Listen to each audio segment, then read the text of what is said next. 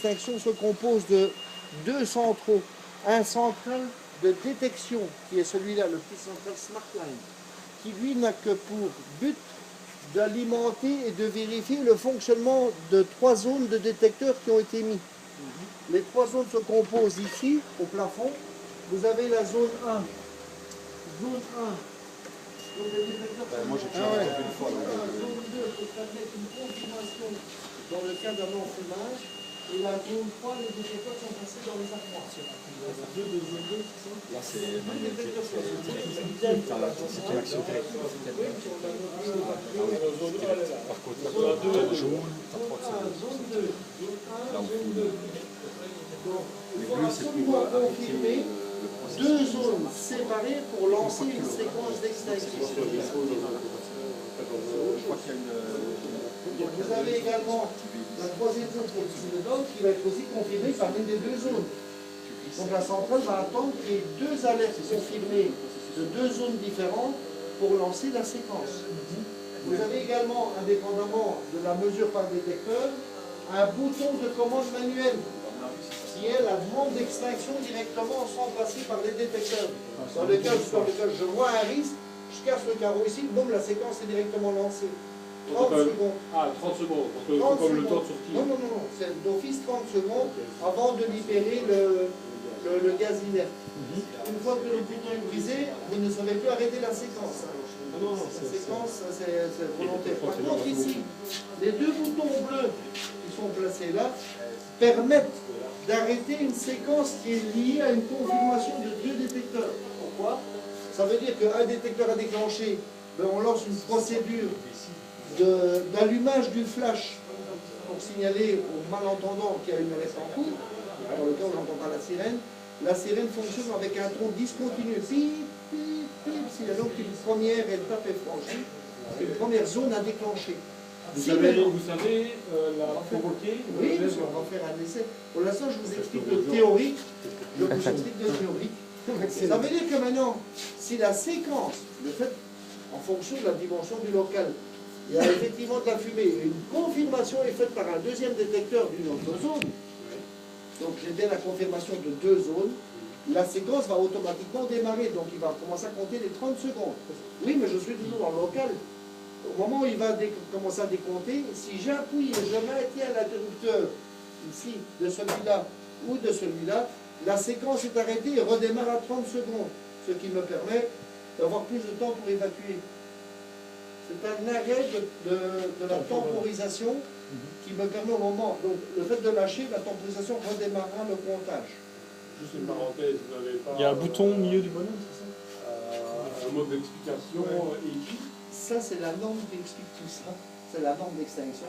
La seule chose que je vais vous faire parvenir, ce sont le mode d'emploi. Le mode d'emploi des 2 centraux, mais il expliquera uniquement le fonctionnement du central. Par contre, toute cette procédure, c'est la norme qui définit la procédure d'extinction. C'est pour ça que j'explique. Donc, on a un local qui est équipé de bonbonnes, gaz pour inerte pour de l'extinction.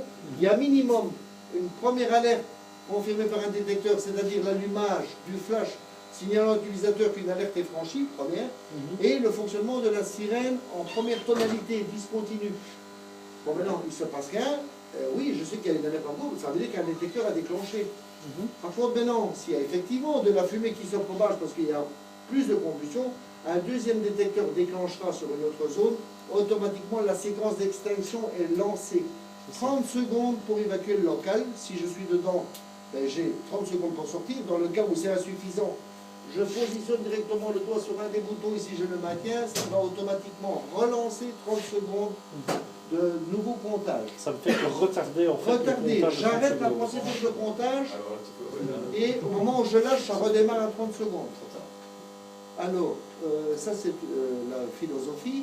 Dans le cas où la porte vient être ouverte au moment où le comptage est lancé, la procédure de comptage s'arrête aussi, parce que le système empêche de lâcher le gaz si c'est pour être inefficace. Ça veut dire que la personne qui est dedans, ça sonne, elle sort, elle va forcément ouvrir la porte. Oui. Les 30 secondes vont recommencer parce que la porte a été ouverte. Absolument. Okay. Absolument. Donc ici, Au point de vue fonctionnement central, on va retourner devant le central. Donc ça, c'était la philosophie ici dans le local. Ici.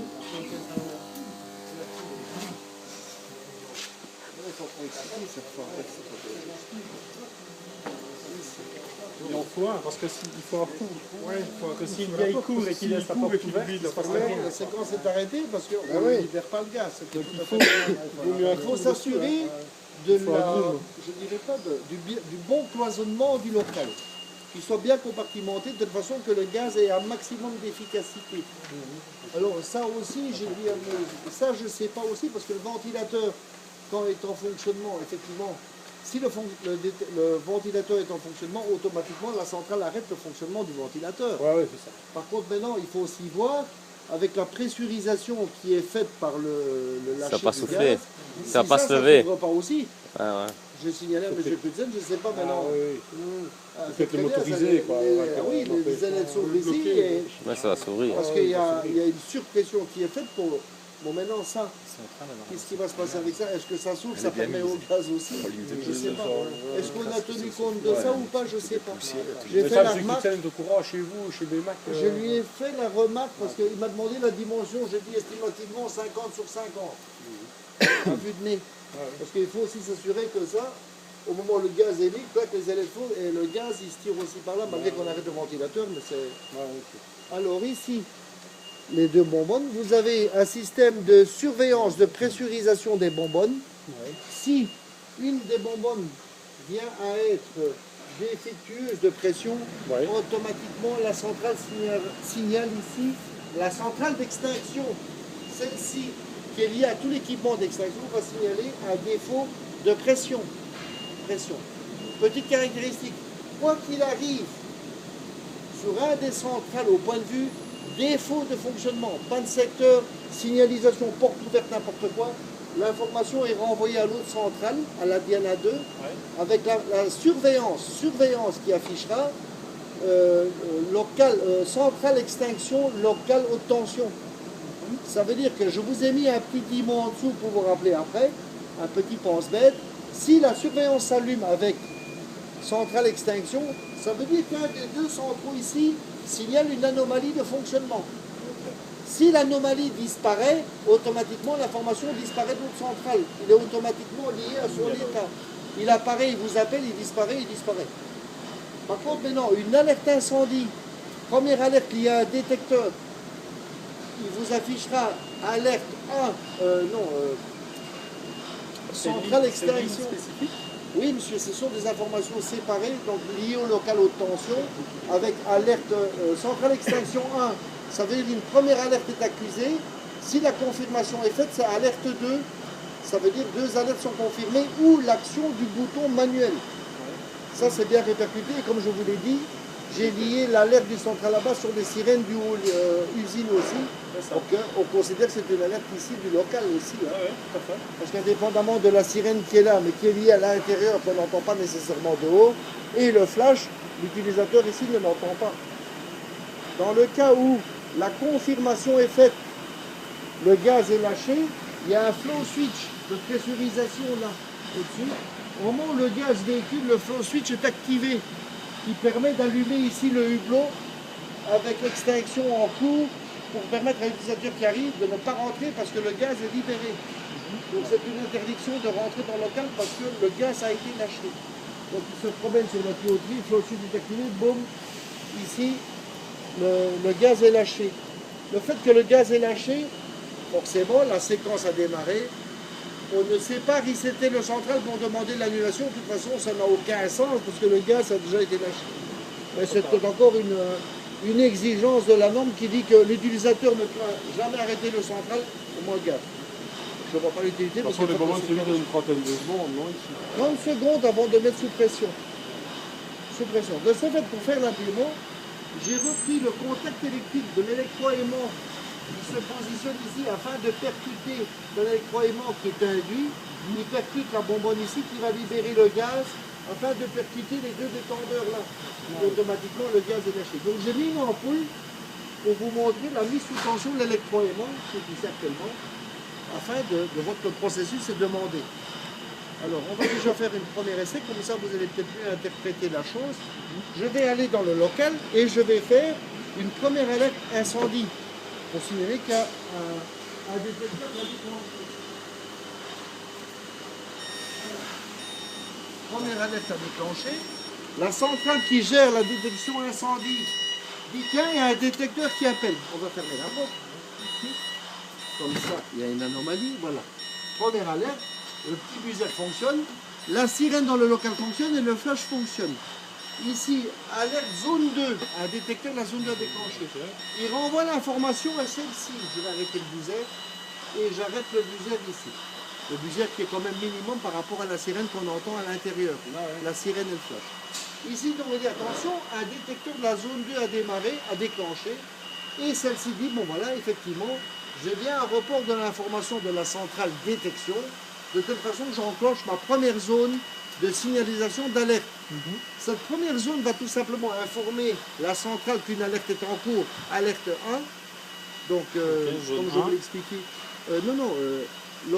centrale extinction 1, première alerte est déclenchée, local haute tension. Donc là, après, quand on ira au central là-bas, vous verrez toutes les informations affichées. Ben, je vais ici, je suis au courant qu'il y a une alerte en cours. Ben, il ne se passe actuellement rien à part ça parce que c'est la première séquence. Ok. Je viens ici. La deuxième. Oui, regardez, ici, donc, flash, la sirène discontinue le flash et l'arrêt du ventilateur.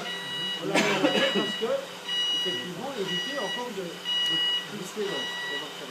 On va fermer la porte. Regardez. La propagation de fumée.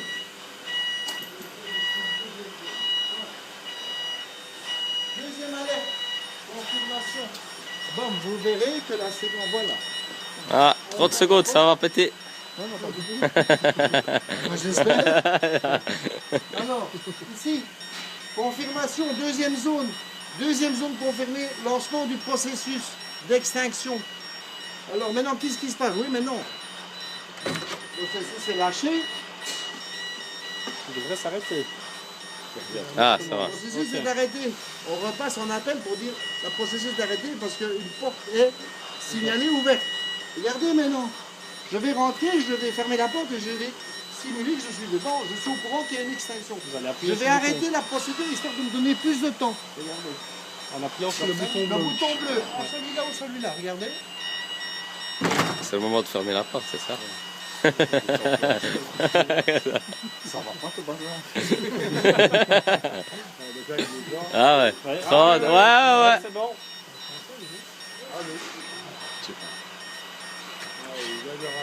On entend de toute façon le changement de procédure. Parce que je suis dans une confirmation et je repasse en information. Regardez maintenant. Je vais laisser la séquence terminée. Donc là c'est fini. Il y a le risque est confirmé. 2 détecteurs. Il va arriver à 0. Vous verrez le LED, la loupiote ici s'allumer. Ça veut dire que la mise sous tension est faite. Boum, le gaz est libéré pour être lâché dans le local. À 0. Et là, il ne se libérera pas. Parce que vous l'avez dit. J'ai mis une ampoule qui mis, voilà, mis sous tension de l'électroaimant. Regardez, clac 0. Le système de pressurisation est mis activé ici. Pressurisation sur les bonbonnes. Donc on libère. L'électrode est mis sous tension. Boum, l'électroaimant l'induction électroaimant percute ici. Le gaz est lâché, l'extinction est en cours. Le gaz arrive, rentre dedans, le pressostat est activé. Hop, allumage du hublot pour interdire l'entrée. Enfin, interdire, non. Il n'y a pas d'action d'interdiction. C'est tout simplement, le hublot s'allume pour vous dire attention, le gaz est lâché. Ne rentrez pas parce que le niveau d'oxygène est redescendu Trop bas. à estimativement 15%. C'est 15%, irrespirable. c'est asphyxie. 15% irrespirable. Ça va? Donc voilà, une fois que la procédure est lâchée, fini. Je vais arrêter. Et après, Pardon? le gaz va s'évacuer par où? Par où il peut. Enfin, oui, une Par fois que en dessous de la l'extinction est faite, le gaz va automatiquement, une fois que l'extinction, donc c'est un temps très court, on mise sur un temps très court, avec une densité très forte. De toute façon qu'une fois que la combustion est faite, on rentre, on a le temps d'ouvrir une porte pour aérer, c'est fini. Ok. Il faut prévoir une aération. Ici, j'arrête la séquence.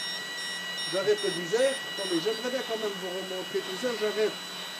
Ah oui, ici je ne sais pas arrêter la séquence parce qu'elle est enclenchée. Donc ici, regardons.